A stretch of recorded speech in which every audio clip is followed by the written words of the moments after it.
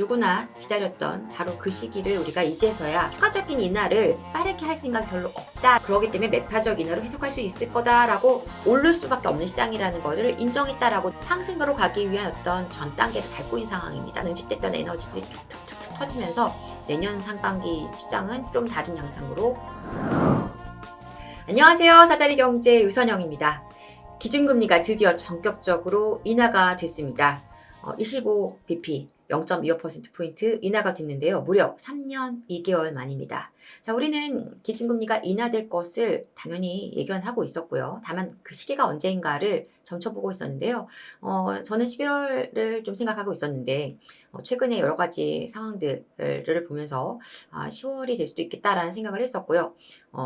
10월 11일 전격적으로 금리 인하가 단행이 됐습니다. 자, 이번 금리 인하가 어떤 의미인지 긴 시간 동안 장기적으로 고금리를 유지해 왔다가 인하를 했는데 이번에 기준금리를 인하하면서 또 한은에서 생각하고 있는 방향은 무엇인지, 앞으로는 또 우리 시장은 어떻게 될 것인지, 부동산 시장에 미치는 영향은 무엇인지, 이런 것들을 좀 무겁지 않게 좀 가볍게 한번 오늘 정리를 해보도록 하겠습니다. 우선 기준금리 인하 0.25% 인하에서 3.25%로 이렇게 인하가 됐고요. 굉장히 매파적 인하다라는 의견이 있습니다. 왜 이런 얘기들이 있는지, 그런 얘기들 한번 이야기를 풀어가 볼 텐데요.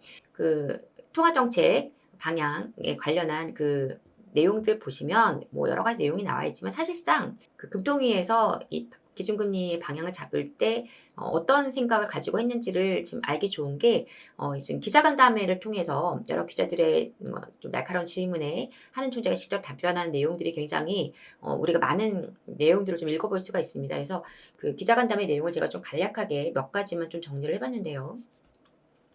통방 기자간담회 내용입니다. 우선 그 지금 매파적이다라는 얘기가 나오는 이유는 뭐냐면 기준금리를 0.25%포인트 인하하기는 했지만 이걸 지금 또 계속 추가적인 인하를 빠르게 할 생각이 별로 없다라는 부분이에요. 위원장인 한은 총재를 제외하면 6명의 그 금통위원이 있는데 그 중에 5명이 3개월 후에도 현 금리 3.25%를 유지하는 것이 적절하다라고 견해를 밝혔다라는 것이죠. 그 얘기는 뭐냐면 3개월이라고 하면은요. 11월을 포함해서예요. 그래서 11월에서 내년 25년 1월까지 이때까지 금리를 이 상태로 좀 유지 이후까지니까 후에도 그러니까 이때까지는 금리를 안 낮추는 쪽으로 방향을 잡고 있다라는 것입니다. 그래서 굉장히 매파적이라는 얘기가 나오고 있는 것이고요. 왜냐하면 11월 28일하고 1월에 그 금통회의가 있거든요. 이때 금리를 인하할 수 있는데 두 차례의 기회를 일단 인하를 안 하는 쪽으로 잡고 있다라는 그런 지금 뉘앙스이기 때문에 그래서 좀 매파적이다라고 얘기를 하고 있는 것입니다. 왜 이렇게 방향을 잡고 있느냐? 자, 일단 또 나옵니다. 첫 번째가 부동산 가격, 가계부채 얘기가 나오고 있고요. 부동산 가격과 가계부채 어떤 증가로 인한 금융 안정에 영향을 미치는 것을 좀 확인해야 된다. 지금 진짜 부동산 시장이 조금 약간 안정화되어 가는 것 같기는 하지만 이게 과연 그때까지도 유지되는지를 좀 보고 싶다. 보아서 판단해야 될 문제다. 그래서 일단 내려놓고 보자. 라고 좀 얘기하고 있는 것이고, 그 외에 미 대선 결과라든가 이런 대외 리스크, 시장적 리스크를 좀 지켜봐야 되기 때문에 일단은 여러 가지 내수나 이런 상황들을 봤을 때, 그리고 부동산 시장의 어떤 지금 약간 차분해진 분위기, 어떤 금융건전성 정책이 좀 먹혔다. 정부가 의지가 있어서 그런 부분들이 영향을 미치고 있어서 일단 내려놓고 좀 지켜보겠다라는 것이 지금 하는 이야기고요. 여기서 또 굉장히 많이 언급하는 말 중에 이 금융안정이라는 말이 굉장히 많이 언급되고 있어요. 금융안정, 그리고 가계부채가 이번에 그 기자간담회에서 뭐 한 20차례 이상 하는 이창환 총재가 직접 언급을 합니다. 그리고 거기에 더불어서 굉장히 강조해서 얘기하는 것이 있는데 바로 이겁니다. 굉장히 긍정적으로 생각하는 것은 이번 정책 공조에서 보다시피 하면서 가계부채 안정에 대한 정부의 의지가 굉장히 강해서 더 강화하겠다라는 입장이다. 필요시. 다시 말하면 정부에서 지금 여러 가지 대출 규제를 좀 해주면서 어떤 거시건전성을 지금 계속 확보해 나가고 있으니 우리가 조금 이번에 금리를 낮출 수 있었다라는 얘기죠. 그래서 인하는 하지만 금융 안정에 대한 또 나오네요. 금융 안정에 대한 고려를 상당 정도 해야 된다. 그래서 그러기 때문에 매파적 인하로 해석할 수 있을 거다라고 이차원 총재가 직접 이렇게 얘기를 합니다. 자, 그리고 가계부채 문제에 대해서 기자의 질문에 대해서 이게 더 금리 인하하면 상승하지 않겠냐, 이게 자기도 걱정이다라고 또 얘기를 해요. 그러니까 굉장히 이 가계부채 문제, 금융 건전성 굉장히 중요하게 생각하고 금융 안정을 아주 중요한 지금 금리 인하의 기준으로 삼고 있다라는 거죠. 그래서 이 속도, 결국은 금융 안정이 잘 되는지에 따라 속도를 조절해 나가겠다라는 것이고요. 속도를 조절한다는 것은 빠른 추가 금리 인하가 이루어지기는 좀 어렵다라고 볼 수도 있는 부분입니다. 그래서 역시 계속 얘기하는 거, 정부가 가계부채와 부동산 가격 안정에 대해 상당히 의지가 있고 필요하면 더 강화하겠다라는 입장이기 때문에 그것만 잘 된다면 기준금리 인하를 하는데 우리도 좀 부담을 더 내려놓겠다, 이런 식으로 얘기를 하고 있는 것입니다. 이번에 이제 기자간담회를 보면은, 이창용 중재가 이제 그 내수 문제에 대해서는 어느 정도는 이미 내려도 되는 상황이라고 계속 얘기해 왔었던 부분이 있었죠. 그래서 지금 내리지 않는 것은 물가 안정은 이미 이루어졌고 내수가 지금 부진한 것들이 있어서 내렸으면 좋겠는데 금융 안정이 안 돼서라는 부분을 굉장히 강조합니다. 그래서 결국은 가계부채가 증가하지 않고 부동산 시장이 좀 안정이 좀 되어야 이것을 내릴 수 있다라는 입장을 계속 굉장히 강하게 견지하고 있습니다. 그래서 이번에 이 금리 인하가 좀 9월에 된 것이 10월에 된 것이 8월에 인하했어야 되는 거 아니냐는 실기론도 좀 나오곤 있는데, 이창용 주지가 그런 부분에 대해서 지금 생각하는 것은 물가보다는 이 금융 안정에 좀 더 비중을 두고 있다라는 얘기를 하고 있어요.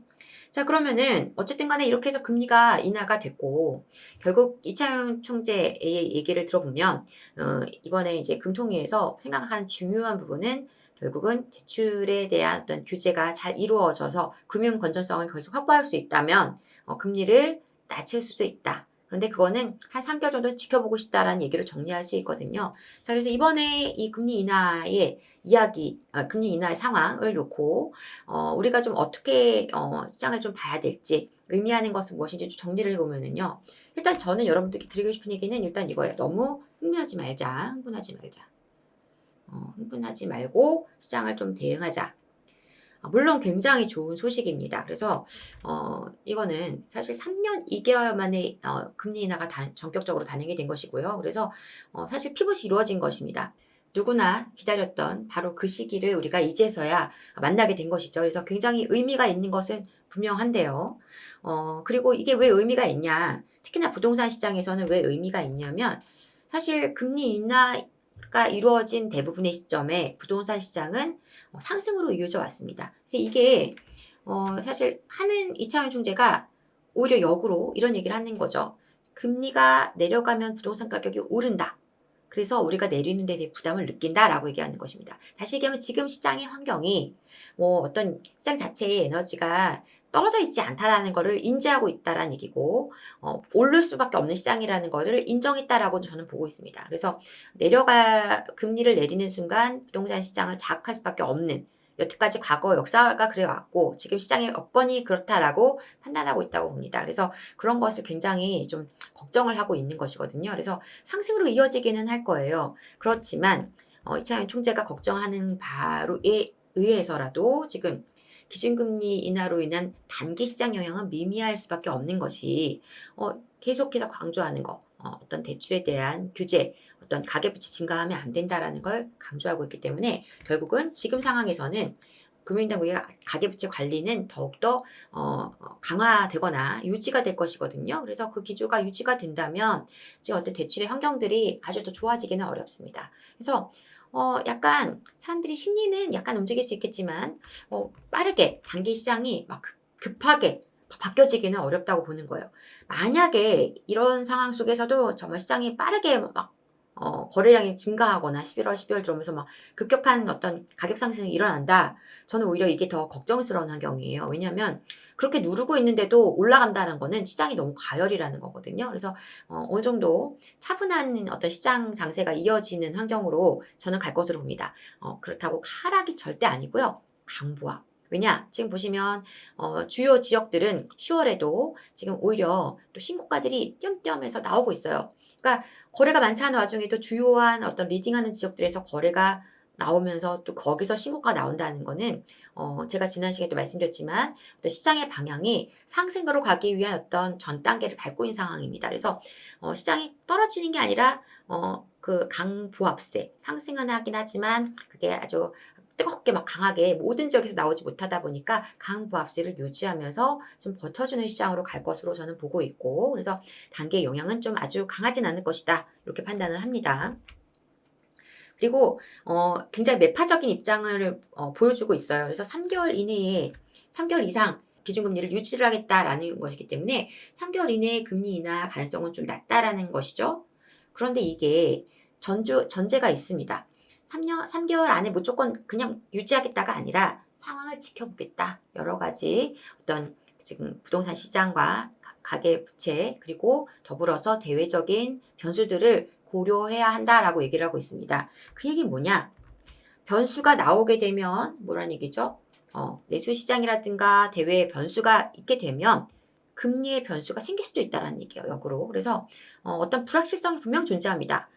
지금 사실 10월 지나서 11월 연말까지 여러 가지 변수들이 좀 있죠. 이제 가장 가까이 지금 터진 이슈는 여러분도 알다시피 이란 이스라엘 간에 지금 중동의 어떤 문제가 다시 불거지고 있습니다. 그래서 지난번처럼 뭐 서로 이렇게 뭔가 일어날 듯 하다가 서로 유야무야 넘어가주는 분위기라면 괜찮겠지만 그게 아니라 이번에 좀 가만히 있기 어려워라고 생각하면서 뭐 이스라엘에서 뭔가 과감한 어떤 액션을 취한다든가 이렇게 된다면은 조금 문제가 커질 수가 있겠죠. 그러면은 역시 물가에 또 영향을 미칠 수 있고 유가 물가 영향을 미칠 수 있고 이러한 변수들 그리고 미 대선이 지금 11월 5일 미국 시간 11월 5일에 또 진행이 되죠. 그래서 미 대선의 결과에 따라서 시장이 또 어떻게 그 충격을 받아들일지 여부 그리고 11월 7일에 있을 미 기준금리 인하가 어느 정도 수준으로 나올지 0.25%포인트 인하인지 아니면 B컷인지 또 대선의 여러 가지 상황들이나 이런 것들을 고려한 어떤 결과가 나올 수도 있을 텐데 그랬을 때 정말 만약에 거기서 또 B컷이 나온다. 이러면 우리 시장에서 과연 3개월 안에 금리를 안 내릴 수 있을까? 이런 부분들 고려할 필요가 있겠죠. 그래서 이러한 변수들이 있음으로 해서 이게 무조건 안 된다는 건 아니라는 거예요. 금리가 내려갈 수도 있다. 다만 지금 그런 대외 변수가 크게 시장에 작동하지 않는다면 아마도 3개월 내에는 금리 인하가 추가적으로 내려가기는 좀 어려운 구조가 아닌가 이렇게 보고 있습니다. 자, 그런데 제가 올 초부터 계속 작년 말에 올해 시장을 말씀드릴 때 이거로 시장은 움직인다라고 말씀드렸던 거 뭐죠? 바로 심리죠. 심리. 그래서 그 심리 시장이 지금 이제 움직일 타이밍은 왔어요. 자, 방향성이 정해졌어요. 피봇이 됐고. 그래서 그러면 사람들이 당장에 가서 가서 지금 계약해야 돼! 이렇게는 안 하더라도 마음에 영향을 미칠 겁니다. 심리는 조금씩 흔들릴 거예요. 이렇게 되면 계속 금리 내지 인하될 텐데 내가 가만히 있는 게 맞나? 조금 더 무게를 어떤 매수 쪽으로 시장의 상승 쪽으로 방향을 맞추시는 분들이 많아질 거라는 거예요. 그래서 그것들이 아마 지금 약간 이렇게 응집된 어떤 장세로 연말을 지내가는 동안에 심리시장들이 조금씩 쌓여 있다가 내년에 어떤 그 대출에 대한 부담이 조금 내려가는 시점 그리고 기준금리를 한 차례 더 인하하는 그게 1월이 될지 아니면은 2월이 될지 모르겠습니다만 그 시점 다시 시장에는 영향을 미치게 될 것이고요. 그러면 그 심리시장에 쌓여있던 응집됐던 에너지들이 툭툭툭툭 터지면서 내년 상반기 시장은 좀 다른 양상으로 갈 수 있을 것이다. 저는 이렇게 보고 있습니다. 그래서 올해 말까지 그리고 내년까지 이 심리시장에 좀 주목해야 된다. 중요한 시장에 대한 시장을 이해하는 관전 포인트가 될 것이다. 이렇게 또 말씀드리고 싶습니다. 늘 드렸던 말씀이고 늘 드렸던 방향이지만 한 번 더 좀 디테일하게 한번 짚어봤습니다. 그래서 여러분들이 이 기준금리 인하라는 굉장히 좀 기다렸던 그 시점을 우리가 만나게 됐긴 했지만 뭐 예상을 전혀 못했던 상황들이 아니었다 보니까 좀 차분하게 잘 대응하시면 될 것 같고요. 시장이 긍정적인 변화인 것은 분명합니다. 그래서 좀 이렇게 마음속에 약간의 좀 어떤 고민과 갈등이 있었던 분들은 큰 틀에서의 방향을 좀 보시고 앞으로 2025년, 25년 이후부터 2026년 급격하게 감소하는 물량 공급이 없는 부분들이라든가 이런 것들을 보고 큰 방향은 잡아가시되 단기 변수들을 또 약간 고려하시면서 단기 대응해야 되는 분들은 그 단기 변수들에 따른 어떤 이슈들을 우리가 계속 좀 체크를 하실 필요는 있겠다. 이렇게 의견을 드려봅니다. 자, 10월도 벌써 반이 가까이 가고 있습니다. 짧은 가을, 점점 더 짧아지는 가을이고요. 그래서 여러분들 이 시기를 충분히 즐기시고 좀 더 풍성하게 시간들을 누리셨으면 좋겠습니다. 저는 다음 시간에 더 알차고 좋은 내용으로 다시 찾아오도록 하겠습니다. 지금까지 사대리 경제 유선영이었습니다. 여러분을 응원합니다. 감사합니다.